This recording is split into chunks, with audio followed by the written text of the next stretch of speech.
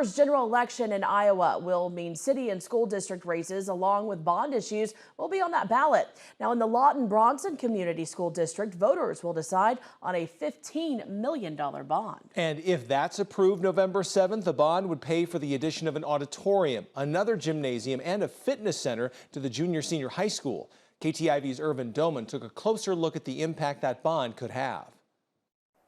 Imagine a football team without a football field, a basketball team without a gym, or a track team without a track. That's what some students in extracurricular activities at Lawton-Bronson are facing. We have a wonderful vocal music program.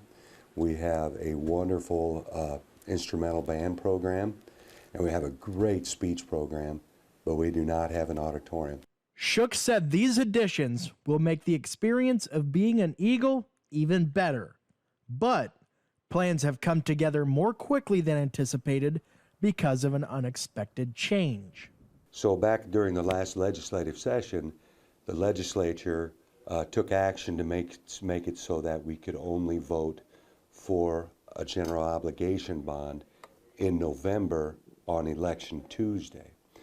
We had not originally planned to run this until March. With the updated timeline, the goal is to get information to the public. We'll have community meetings on October 17th and 18th, with one meeting being in Bronson and one meeting being in Lawton. During these meetings, the public can come learn more and ask their own questions about the $15.5 million bond. I think number one is the natural question: what's this going to do to my property taxes? And that's a big question, and that's a legitimate question. That's a legitimate concern that our citizens are going to have to decide. If the bond passes, it would be a 20-year note that brings a $3.02 increase on the school levy.